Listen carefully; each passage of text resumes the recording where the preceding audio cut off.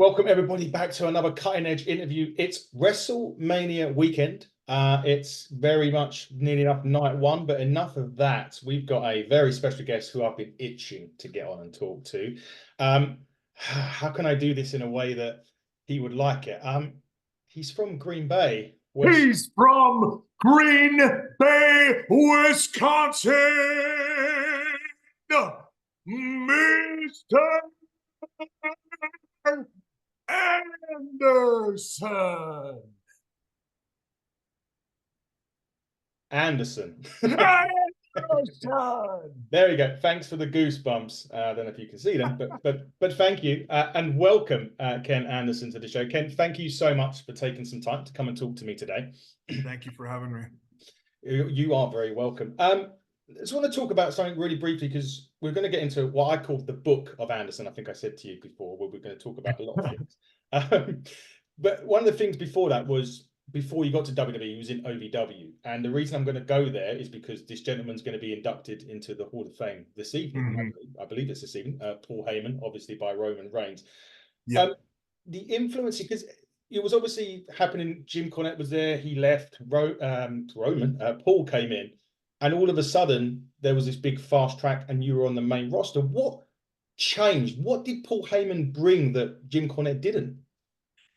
I wouldn't be having this discussion with you right now if it wasn't for Paul Heyman. I really believe that. He changed my life, and he changed my life so rapidly.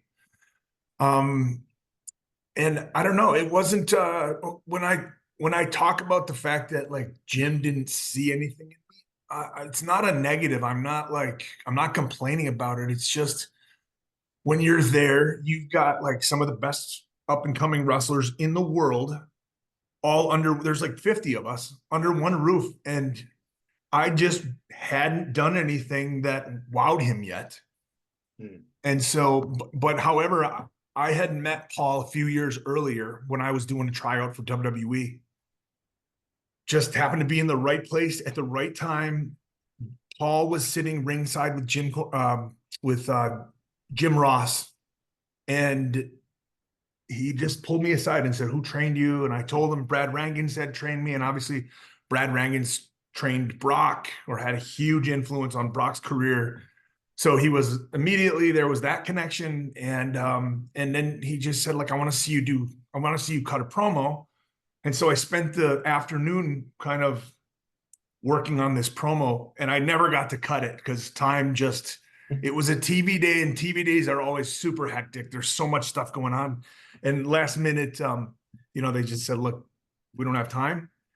But then fast forward, when I got to OVW, Paul would come down every few months and do promo class with us. And we would go into a room with Paul and a camera, and we would cut our promo, and he would critique it.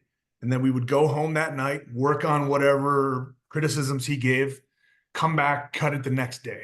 And he always had great feedback, great critiques. I remember the first time I cut a promo on somebody who was on the active roster, but wasn't like a main player. And he just said, like, nothing against that person, but is that where you want to set yourself up for right away? Or do you want to go after somebody like The Undertaker, which was, I think, great advice at the time. And I would cut that promo. He would critique it. I would go home. And then the next day I'd come back and I would hit my promo, and he would just go, "Thank you. That's good." And I remember, there's always something that you can tell somebody to help them get better. And he just didn't have anything for me. And I thought, like, this guy doesn't like me. He just wants to get rid of me. And then when Paul Heyman got the pencil at OVW, so Jim Cornette had the issue with Santino Marella. Yep. They fired him, and literally the next day they brought in Paul to start writing OVW TV. And he pulled me into the office and he said, "You're the next guy out of here. I've been a fan of yours since we met at the arena that day." He goes, "I've been watching your stuff." He goes, "I'm going to do so much stuff with you on TV that it's going to be an impossibility not for you not to get called up." And, to his credit, like 5 weeks later, I believe I was on TV. I was debuting on Velocity. Yeah, you was. I remember it vaguely. Well, I say vaguely. I remember it very, very well because it was one of my favorites at the time. Because more so because my mum at the time hated you. It was one of those things, you know, when you live in people about that, and you always have that sort of. I used to love Edge. She used to hate Edge, so it was kind of one of those things. But you debuted. You do that great entrance, which you did, and it wasn't long, and it was quite amazing because when I was doing my research, I found out you only held one title in the WWE. United Yeah, States title once. correct. Criminal. Absolutely criminal. I was close to holding the big one. Yes, I we're going was to get I was one. MVP likes to remind me that I was one misdiagnosis away from the World Heavyweight Championship. that. You was. Yes, we'll get to that in a second. Obviously you won the United States Championship on there as well. You beat it was Lashley and Finlay, wasn't it, that you beat September the 1st? I want to Correct. say around those times. Yep. Lost it to Chris Benoit, and then you kind of entered a feud with, you mentioned him a minute ago, The Undertaker. Yeah. So this was someone quite very quickly you're going up against The Undertaker. And if I remember rightly, I think in an interview you even said that one of the things Undertaker praised you for was the way that you try to block those punches in the corner. And I don't think the office liked it, but he loved it. He said it makes you different from everybody Yep. else. Right? Yep. What else did you learn from him that perhaps, you know, going into it that age, he must have, was it like one of these big things where you're like, wow, I need to be a sponge to him and learn bits and pieces or more bits and pieces? You know what? I truly learned how to listen to the crowd Mm. with him. Um, we always say it. I tell my students, but I don't know. There needs to be there was a flip that or a switch that flipped when I was working with him, and it was because he was the first person that made me go out there, and we wouldn't talk about anything in the locker room. We literally, like the first time I worked him, he said, "We're not talking about it. I'll call it in the ring. Just listen to me." And he said, I'm going to be specific. He goes, if I tell you to kick me, I mean, kick me once. If I tell you to punch me, I mean, punch me once. And I did that. And honestly, when I went out there, I knew that I couldn't screw up. Like all I had to do was these basic things that I spent the last 6 years kind of getting better at. I just needed to do that, and I needed to listen to him, and I needed to play my character. And it was one of the most like liberating, rewarding experiences. And we did that a lot. We were practically married to each other for the next year between pay-per-views, house shows, international tours, and things like that. I remember one of my favorite instances was we were in Manila in the Philippines. We had 2 nights at Araneta Coliseum, and the first night, I believe I was working Taker in the main event. And I went up to him. I said, "What would you like to do tonight, sir?" And he goes, "Work my leg, and at some point I'll drop you on your head." And then that was it. And we went out and we did 25 minutes or something like that. And so really, really actually hearing the crowd when they're ready for something. Yeah, definitely. So I think you beat him by DQ at No Mercy. He hit you with you was United States champion by then. You beat him at the First Blood because Yep. MVP went to hit you and hit him. And then you Yep. had the last ride match at Armageddon, I believe. Uh, And that's when he sort of kind of ended the feud with you at that point. Kind of ended the feud at that yeah. point. MVP was against Kane in an Inferno match, I think, to start that off. It was really weird how your careers at that point, yours and MVP's, were kind of going in the same trajectory, just with the brothers in a sense, Mhm. Kane and Undertaker, which was quite Yeah.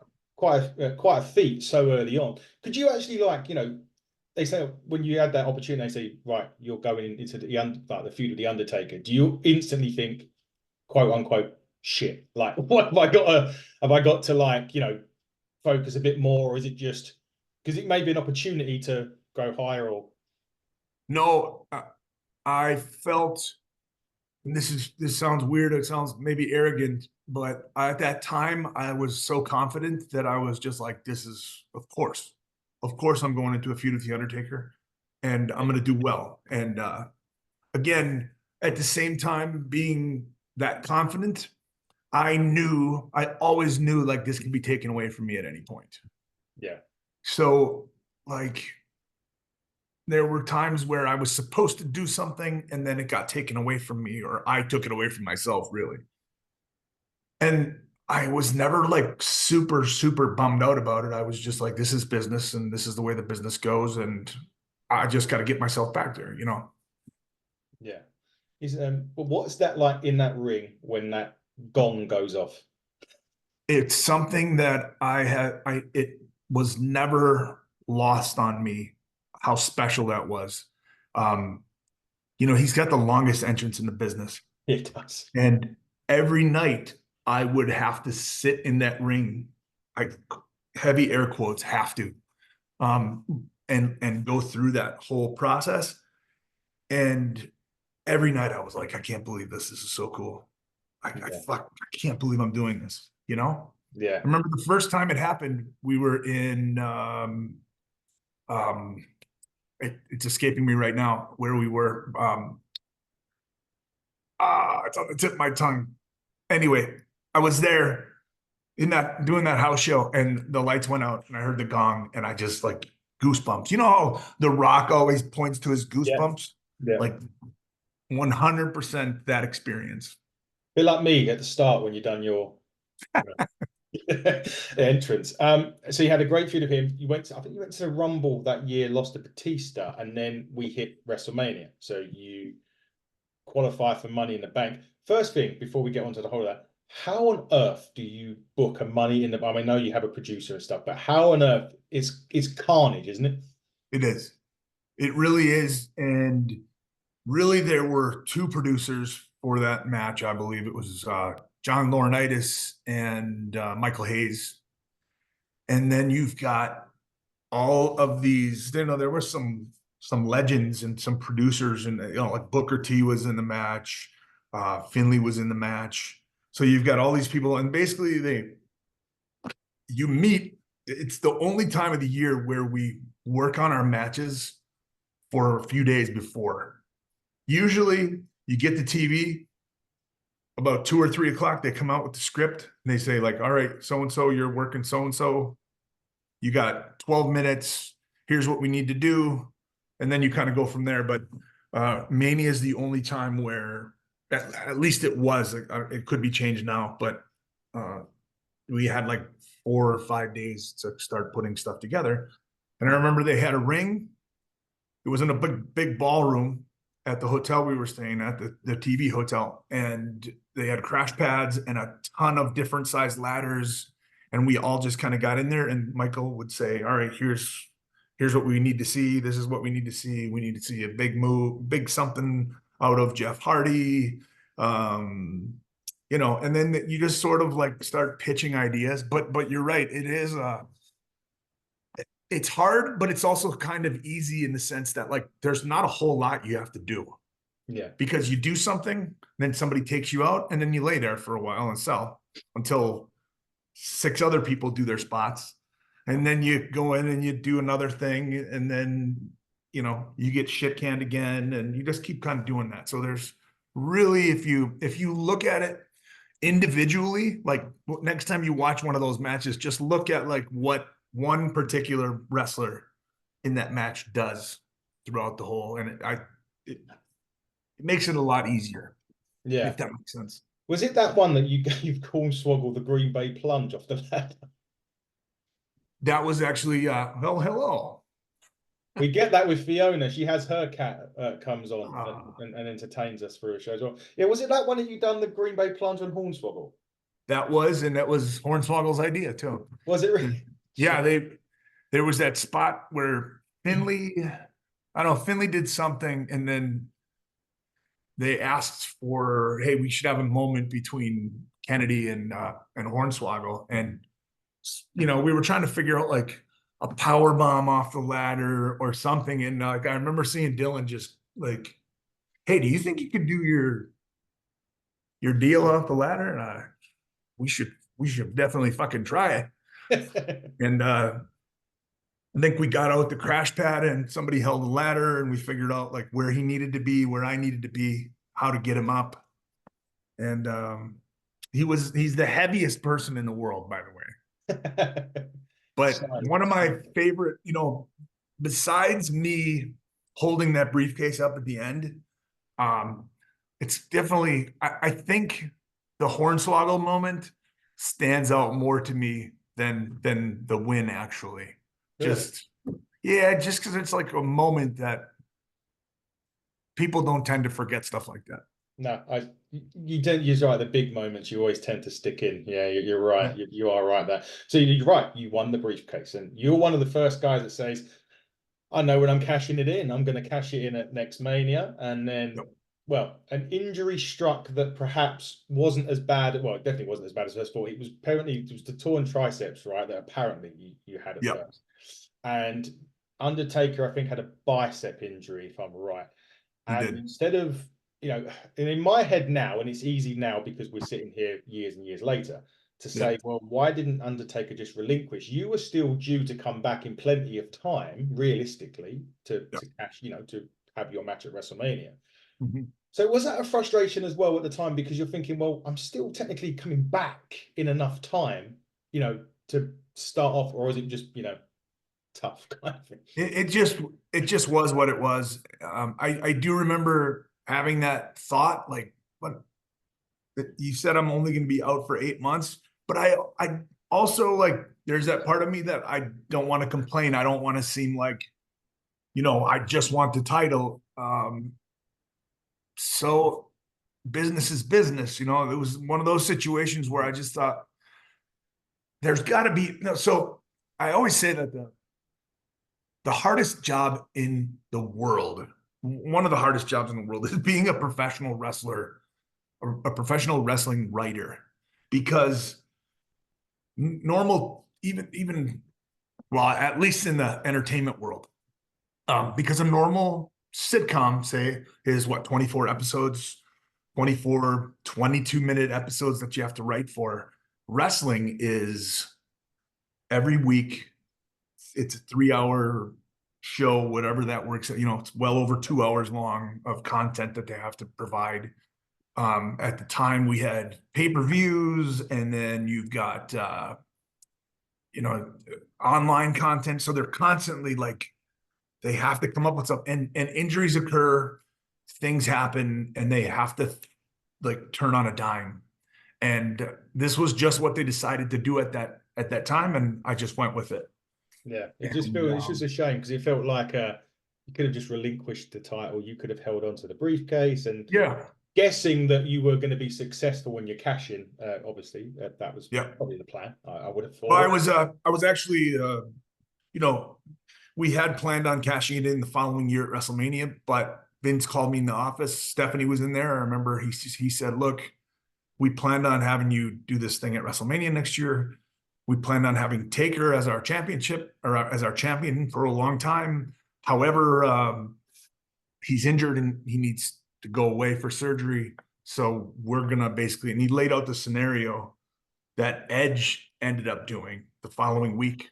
Yeah, But it was literally, that was a Tuesday night, and I went home, and then Saturday I wrestled in Poughkeepsie, yeah, and what they thought was a torn triceps. And then I went that night. Hornswoggle drove me to the emergency room that night. I yeah, got an MRI, and then I waited in my hotel room. Stephanie called me and said, "Hey, you tore your triceps off the bone. You're going to need 8 months. We still need to get that title off of Taker. So we're going to send a jet, pick you up, bring you to Penn State, and Edge is going to challenge you for the briefcase, and he's going to go on and do whatever." So we did all that. I went and dropped the briefcase, and then the next day I flew down to Birmingham, Alabama, met with Dr. James Andrews, and he told me, "Oh, it's just a bruise." So it was, yeah, it was nuts. And I ended up being out for, I think, a month, maybe a month and a half. yeah. Literally, it was literally about a month off. That must have just been like, you're just on the cusp, or not on the cusp because well, yeah, you would have been on the cusp because you would have cashed in and earlier than expected, and then now you've torn your triceps, and then all of a sudden, oh no, you just, it's just a little bruise. You'll be back in a few weeks. That It must have was, been, it was, however, I was just like, I'll get back there. No worries.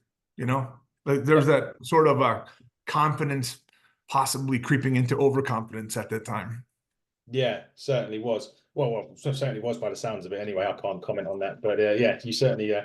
It must have just been so frustrating. I can't believe that. But you did come back, and then you went and done a few bits, and then there was another big storyline that you were in, and this was nearer the end of your time in WWE. Yeah. And you're probably glad that you didn't get this role now after everything that's come out. But there was a Vince's son. There was this whole storyline. It went on for a while. There was going to be Vince McMahon had an illegitimate child, and it was going to be you. And you were going to, again, I think another title run, I think was discussed. I think, again, that was from another interview that I was listening to that you had on that was discussed. There was issues, wellness issues. I vaguely remember you saying you got flown to, I think it was Connecticut. You thought it was to go over everything, and they said you failed a wellness test. Yeah. In 30 days. And they gave it to Hornswoggle. And this is what I'm saying. Do you think that when you look back on it, was it an opportunity lost by both people, by WWE and maybe yourself, to maybe take home that title and have a real good run as world champion? Yeah. Yes. But I mean, I can't, the only person that I can speak for is myself. Yes. And that's the only thing I can take credit for. So I'm, it's just, it was an opportunity squandered. And that's just the way it is. That's the way I see it. That was on me 100%.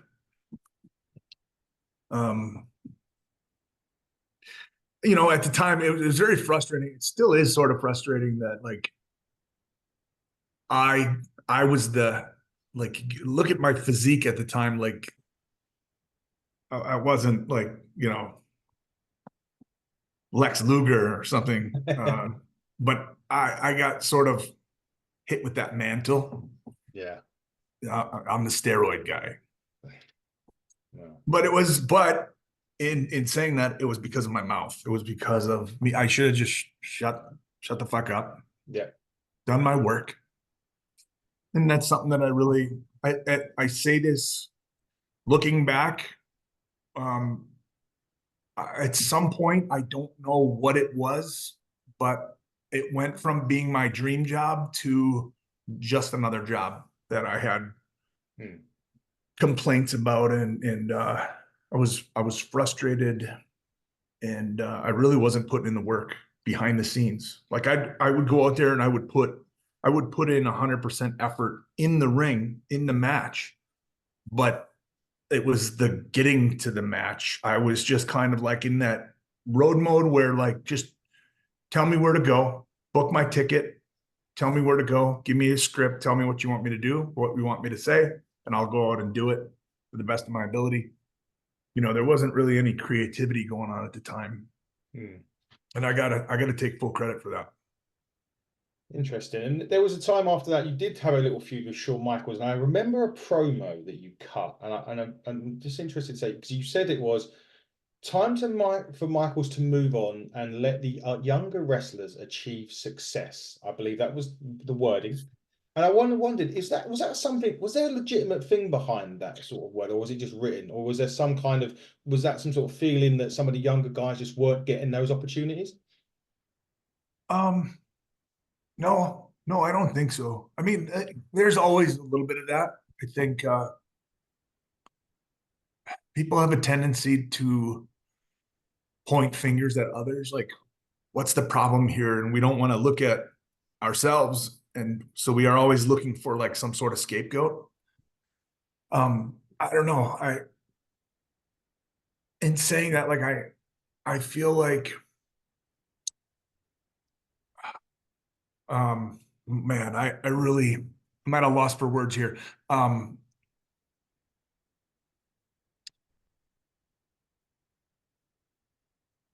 I think that when people are like complaining about the way that somebody arrived at their conclusion, I don't understand. Like people used to complain about the Miz, right? The Miz, he's like a TV guy. He was on a reality show. He, the $1 million tough enough guy, Daniel Puder, right? Like he didn't pay his dues. How somebody arrives at that end point shouldn't matter. It's just they got there differently. There is no cookie cutter formula, if No. that makes sense. So, and the fact that like Shawn Michaels is hands down the best person I've ever been in the ring with. I certainly wasn't thinking, oh, you should step aside and let us young guys at it. Sorry, it took me a really long time to get there, but You got there. No, that's fine. No, not a problem. It's just I just remember those words, and I was like, I just wondered if those, they yeah, meant something more. But they were obviously, all scripted. no, Everything at the time, literally everything that I said was scripted.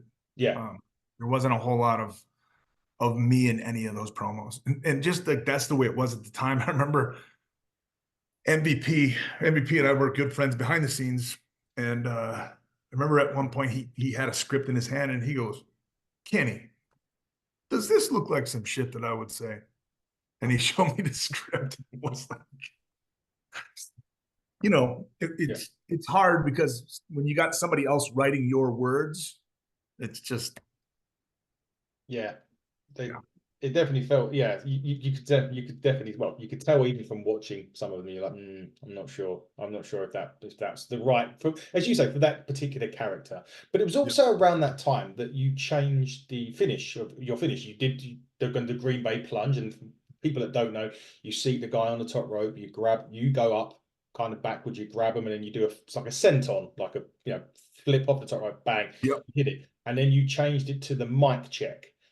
Was that something that you come up with? Because as a finish, a lot of people like the instant finisher that you could hit kind of out of nowhere, where you could bring it in, where the Green Bay plunge is a lot more to it than just, hitting it. Was that the motivation, or was there more to it than that? Yeah, that's exactly what it was. I remember one time being backstage in the locker room, and this was early on, and I still used it for quite some time after this, but JBL was like, "Hey Kennedy, that's a hell of a finish you got there. I'll never take it. Take her. Take her. You gonna take that finish?" No, it's a cool looking finish though. It was like one of those things where like, okay, I gotta come up with something that I can hit on anybody. And when I first got to the company, I think Jeff Hardy had just left, and I used to use the Swanton Yeah. on TV. And I remember I asked permission from Jeff, through his brother. Hey, would it be cool if I did this? And then I ran by the office. But yeah, then it was like I got to have something that I can hit on anybody. And I think it was Johnny Ace and Michael Hayes that kind of like, why don't you hit a flatliner? And I just hooked it a different way, Yeah. and then coming up with the name for it was my wife just realized that the reason I call it the mic check is because of the mic check, 1, 2, 3. Yeah. So I, Yeah, that's good. It is right though. You need moves, impactful finishes, moves you can hit out of nowhere. It would have been difficult also to do that to the Undertaker, let alone him take it yep. down. Not quite sure how you would have managed to do it. Not because you're not strong But enough. we would have done it. Yeah. And that's sort of like, in a way, I regret not having brought that back up during our feud, like because he would always go to the top for Old School. And I Yeah. just for some reason it never dawned on me. Hey, what if we do this? Because I'm sure he would have been okay with it Yeah. He done for the same. right Yeah. reason and for the right time. Yeah, because I think he always used to say that anything, if it was done in meaningful or something that was big enough to do it. I mean, obviously, him losing a streak for argument's sake, which a lot of people don't agree with, Yep. especially people on this channel. Anyway, while I'm on that subject quickly, would you have Hey, ended it? Would you have ended the streak, or would you have left it as it no, is? Left it. no, me personally, I would have left it. Yeah, me too. I would have had him take off his boots and whatever his last match was, Mm. ended in a victory, and I would have had him take his boots off and leave him in the ring. Yeah, would have been the best way. Would have been difficult for him to do that because he's got AJ Styles in the boneyard, which he's lost technical. But yeah, he's lost 2 since then. But Right. Didn't he take all of his stuff off in one of them, like the Roman after Reigns one? I believe he after left losing it. to Roman, yeah. And the Roman one was after the Boneyard match, wasn't it? No, it went No. Brock, Bray, Roman, Cena, and I think it was Boneyard after that. I could be wrong on that. Hmm. it is only from You know, yeah. there's another interesting story about Taker and doing crazy stuff when it's the right time. Hmm. We had that blow off match, that last ride match, and Yes. we were putting it together, and I was standing there with Michael Hayes and Taker and Vince, and we were talking about how he could get me off that scaffolding. We could do a scaffolding spot where he like gives me a choke slam or knocks me off there somehow. And I remember clear as day, I could see it in my mind. Vince looking up there and going, "It would be far more impressive if you went off there, Taker."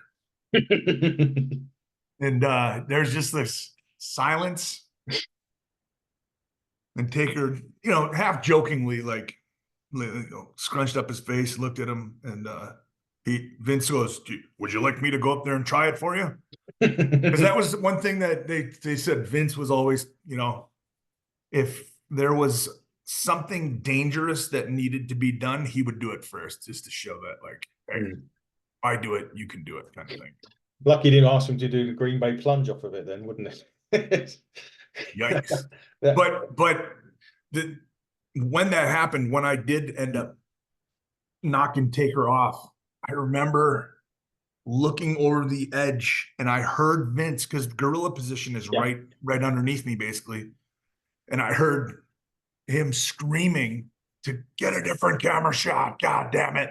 Because they were showing the jib shot looking down at Taker laying on two giant mattresses. Yeah, definitely. You won't be happy. You wouldn't have been happy with that one bit. We move on to, I mean, come to the end of WWE. There was an incident, Randy Orton. We're not going to get into that. That's common knowledge. It's out there if anyone wants to see it. It's clear as day. But anyway, you do a bit with Hulkamania over in, I think it was Australia at the time. Yep. But there was always talk of, I think you even come out on the radio station and said, I'd be interested to join TNA at one point. And you've done the Hulkamania thing and TNA, and you debuted at Genesis January 17th, 2010 against Abyss. I must sat there. We didn't have it live at this point, so I watched it in the UK next day. And I must admit, I was happy because you were back in. I was like, Abyss didn't seem right. What? As in, it didn't seem to bring you in against Abyss. Just felt, I don't know, the match didn't feel right for me personally. I would have maybe an AJ Styles or somebody else, but Abyss, how was that for you going in then? What was the difference, changes that you saw between TNA and WWE when you walked in? It was a lot more. First, I loved working with Abyss. That I remember that first day when they brought me in, it was like a surprise. So yes, Abyss came to my hotel room, and he might have been the producer actually, because Abyss doubled as a producer backstage. And he was like, "Here's what they want," and we just put our match together in that hotel room, and then I drove over. But like, as far as differences go, it was a lot more relaxed at TNA. Still, like, I feel like the locker room anywhere is cool. Like, there was a really great vibe in that locker room. Not that there was a bad vibe in the WWE locker room. It was just like people walking on eggshells a little bit more. And there never was any of that over at TNA. Seemed like, everybody was there to help everybody out. And, but there were some things from a business standpoint that were very, very different. WWE made a spectacle out of everything. If I went to do a signing at a store, they would pick me up in a town car or a limo and make a huge entrance. Whereas TNA would say, "Hey, here's the address." And I'd pull up and basically walk through the front door where all the fans were standing. Yeah, so it's like things like that, calling into radio stations. I just don't think that they really put enough into the marketing. Like, really, marketing is huge. And we would go to towns regularly where we'd go to the gym and people would be like, "What are you guys doing here? What's going on?" And we would say, like, "We're right down the street here at this venue." "Oh, I had no idea." you know, and that was a pretty regular occurrence. One time we were in Baltimore at a baseball stadium, like at AAA Park, probably 5, 6, 7,000 seat venue. And we drew, and I'm not kidding you, I'm not exaggerating, it was 168 people. Wow. And the ring was set up on the pitcher's mound. And they had this like great big distance between the first row. Like they had some chairs on the field, but then it was like another 20 yards before you got to the first row, and people were just kind of scattered. And that night, Ring of Honor ran a show down the road and sold out a 1,000-seat arena. So, you know, Wow. it's like 1,000 people in a 7,000-seat arena looks terrible. Yeah. 1,000 people in a 1,000-seat arena looks insane. It does. No, you're absolutely right. I do Like, vaguely remember seeing pictures of that actually. That speaking of OTT, we were talking about OTT yeah. over in Ireland. Yes. Like they can only pack in like 200 people into that building, Mhm. and they're like standing on top of one another. And it's one of the coolest experiences I've ever had in wrestling. Yeah. No, it is. We just, because we were talking off air about it, we do a bit of work ourselves, and we have it's kind of like a library that we do Ignite, where we work, like where we do our bits and pieces, and we have like 200 people in there, and you can half tell that, you know, and they are very close. Like we call it the buckle barricade bit, where we all sit hitting the turnbuckle buckle barricade, and it's literally like you could hold your hand up and touch the rope. That's like how close, and it does make that difference. But Bound for Glory, that was one of you had a few other opportunities, but Bound for Glory with you, Jeff Hardy, Kurt Angle. Well, Hogan and Bischoff were in at this point. Jeff turns at that point and joins Hogan and Bischoff. But then, and it's near enough a year to the day, well, ish. It was like January 9th, 2011, same pay-per-view, Genesis, where you debuted at. You beat Matt Morgan to become #1 contender. And then they announced, oh, you're having the match that night against Jeff Hardy. Lots of interference, but you finally win the World Heavyweight Championship for the first time. How was that moment for you, winning that title for the first time, the Heavyweight Championship anyway? It was really cool. And like I think the reason it was so cool was like all that interference, like you said. It was like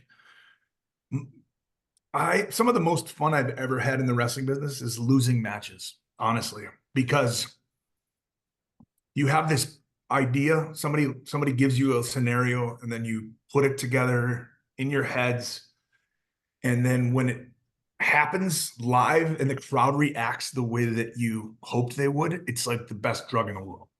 And it was kind of like one of those scenarios where like they really booked me in a very strong way.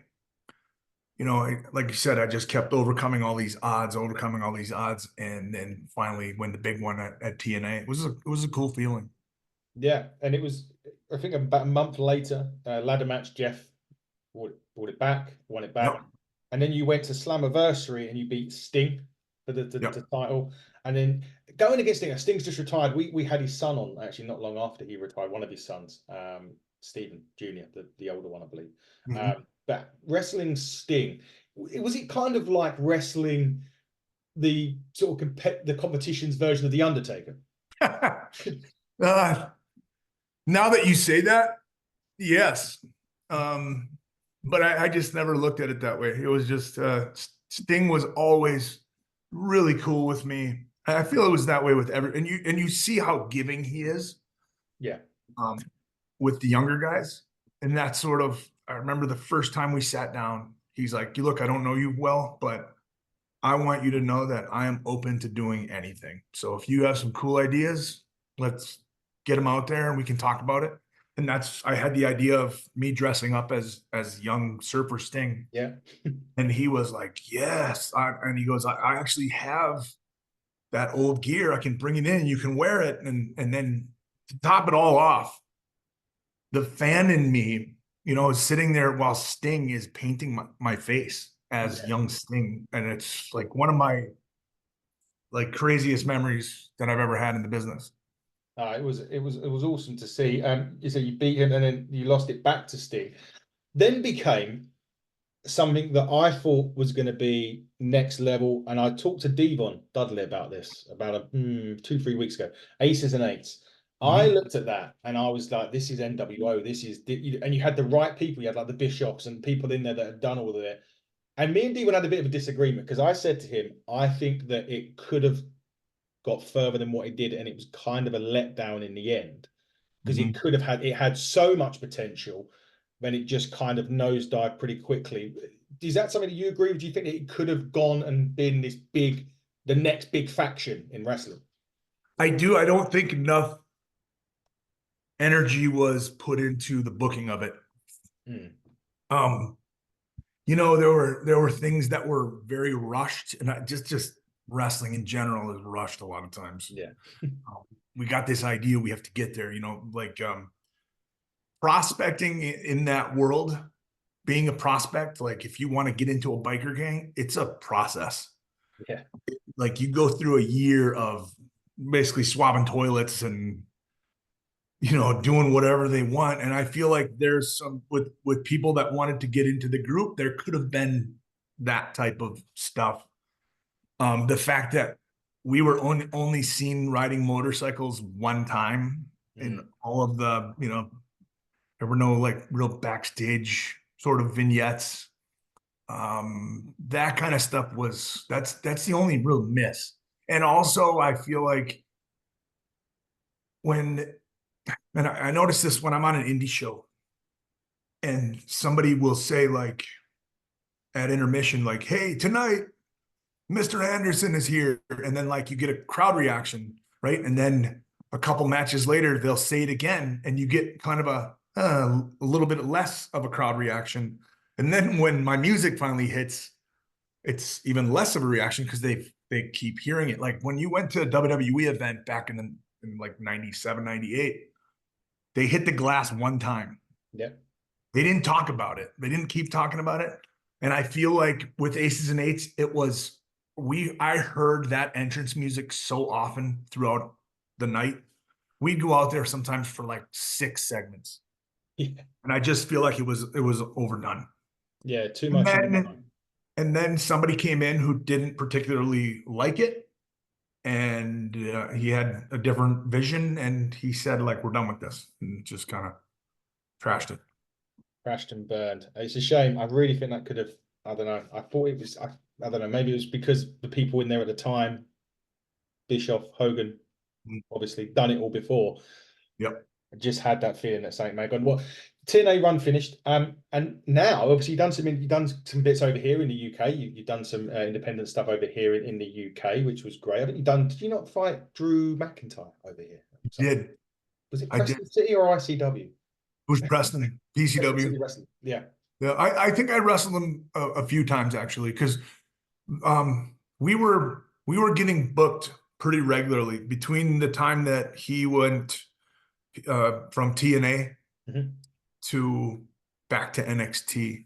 Like we did quite a few tours. We did a tour. The first time I ever met him was we were in Australia doing a tour there. It was like 3 or 4 dates. Um, and then we kept getting booked in England pretty regularly. So at one point, I was coming over to the UK so often that I was thinking about getting a flat over there just to have, because I was over there like every month. That is fun enough. Where we were talking off air about one of our co-hosts, Fiona. That's where you Mhm. obviously met Fiona. Yeah, she does say hello. She's actually messaged me today when I was just because I said we finally obviously got you on for the interview. She was like, "Tell Ken I can't do Scottish, so I'm not going to like sound stupid." Who's But she Scottish? said, "Yeah, Scotland," but it'd become too manly. She just said, "Tell Ken I said hi." So I said I would say. Yeah, please say hi. She's great peeps. She is good. And she loves the NWA. And you had a brief stint in the Yeah, NWA in 2019. That takes like well back. I remember watching it for the first time. I'm like, this is WCW of the 80s when they had the stage and it was very brief, but did you enjoy the time in the NWA? I really did. I did, and then there was an opportunity for that to continue, and I just at the time I wasn't in the right frame of mind, body, headspace. So I kind of took right after that, I sort of took 2 years off. Like COVID hit, Yeah. and then I just didn't take any bookings for quite a while. Mm. I was just kind of like, I don't know what it was. I was just kind of over it. I was kind of bummed out the way that the world was. Like I felt like, I would look at Facebook every day and see the way that people were behaving, and it would just drive me crazy. So yeah, COVID was a very bad. I didn't like that. I had yeah. COVID where I couldn't see for the first 6 months. I couldn't see my son because he's high risk, and it was like Oh, window visits. Like I could only see him. I could only see him at the window, and it was just like, yeah. no, I can't. This is like, I can't tough. imagine. Yeah, it was not good. Just going back to Drew a second, because he's also got a big match coming up. Yeah. Sunday, we've got two. No, yeah, Sunday is Sunday. He's got a match. Night two. He won the title obviously in the pandemic era, where there was no crowd. Is it time for him to finally win it in front of 70,000 screaming fans? I really hope so. I love Drew McIntyre as a human being. Like I've had some really, really great experiences. And I've been watching the stuff that he's been killing it on the Oh, microphone. Like he's the his promos are so spot on. They come off as so realistic. yeah. Um, he's got the right, he's got that little hint of like he's a straight man, but he says funny shit. Yeah. He does. Him and the thing him and Punk have been doing as well, because there is that little. And I think the good thing about it is with it being Punk, you don't know whether this is real. That sometimes that real needle that you have works, doesn't it? When you do it right, and perhaps when they didn't get it right in AEW with him, that the WWE are, it makes it feel weird because you're like, is he really? Is that something he's really saying about him, or is he just And it's really working, which is great. And I also hope that Drew. Wins, because he deserves the pop that he would get and the reaction that he should have got back in the day. But now, as we move into 2024, you do a wrestling school now. So tell us more about this. I do. I actually opened up my wrestling school in 2016. That's crazy that we're already going on like 8 years. But yeah, I've trained hundreds of people have come through our doors, just starting from the ground up. We teach etiquette for one. Like there's a certain way that you're supposed to conduct yourself as a professional in this business.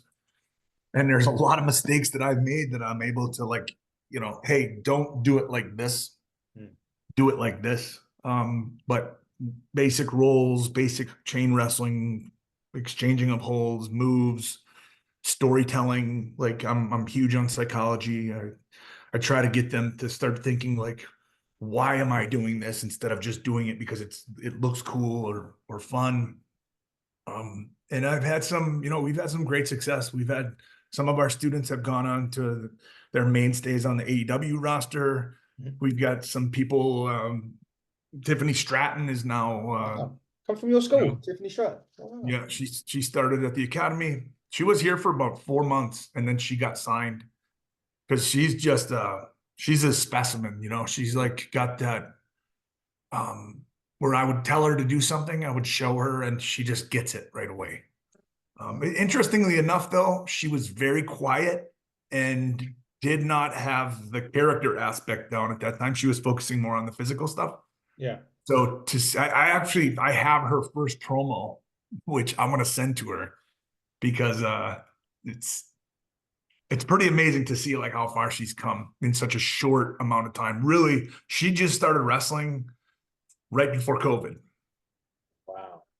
In fact, the day that COVID hit, she was actually at WWE doing a tryout, and they told her to be home because the world shut down.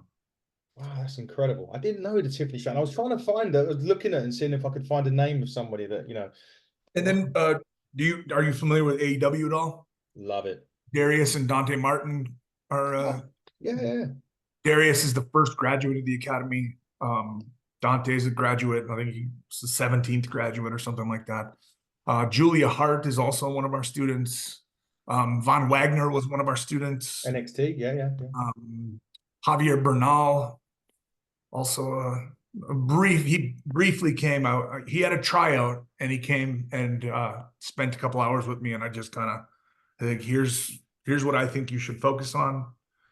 and here's what to avoid, here's how to behave. And luckily he was able to put in the work and get signed. He's been there now for a couple of years too. There's other people too. I just can't. And there's also like several people that are up and coming, I think, that Yeah. are just local at the time right now, but they're just some real promising talent.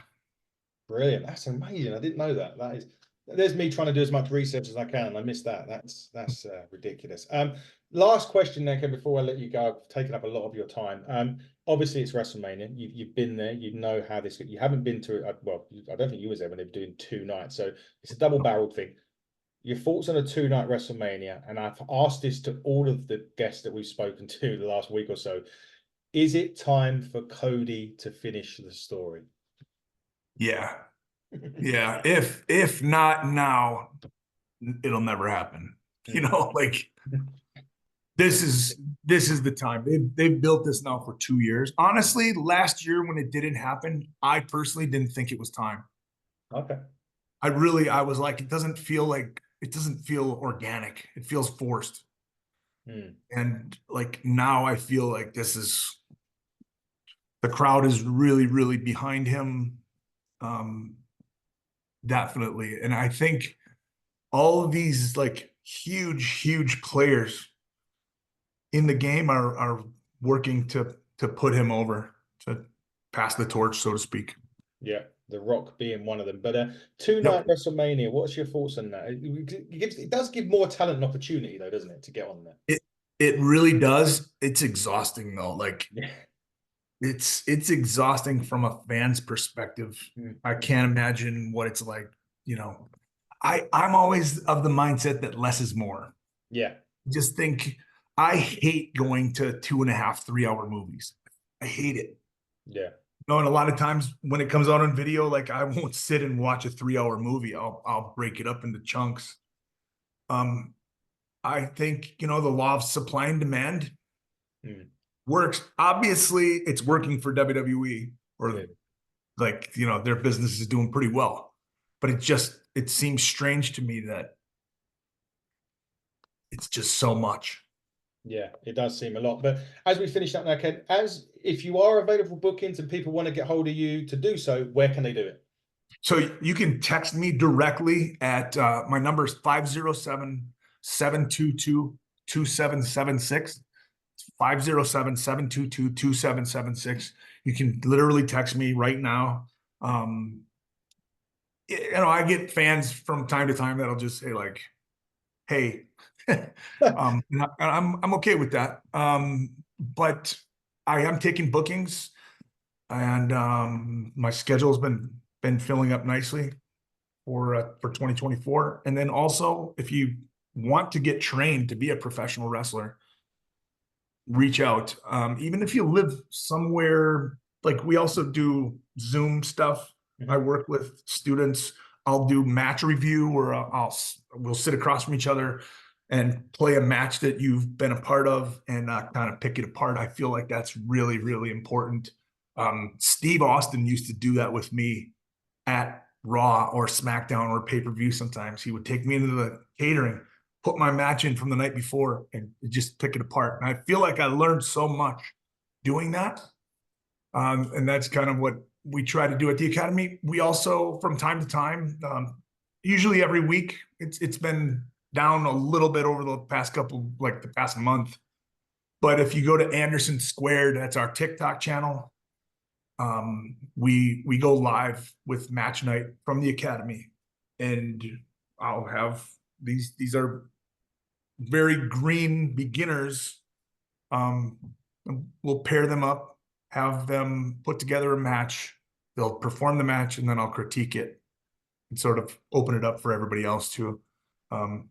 So yeah, Anderson Squared is our TikTok. I'm on all the Instagram and Twitter. I think Instagram was where you got a hold of me. My handle's Mr. Mister Ken Anderson. On Twitter, it's Mr. Mr. Ken Anderson. I'm on Facebook, all that good stuff. He is indeed. Ken, thank you so much for coming on. Again, when I was doing this about a year and a half ago, when my good friend Andy asked me to come on here, I had a list of people that I wanted to interview, and you were right very close to the top of that list. So for me to be able to do this, for you to do the entrance and give my arm those goosebumps, it's meant the absolute well to me to sit here and just have a chat with you for an hour about wrestling. So thank you so much for coming on and at least entertaining me for an hour. You'll entertain everybody else. But guys, this has been the Cutting Edge interview. He has been, I'm not going to do it because I'll embarrass myself, Mr. Anderson. I have been Adam Cousins. And until next time, everyone, take care and good.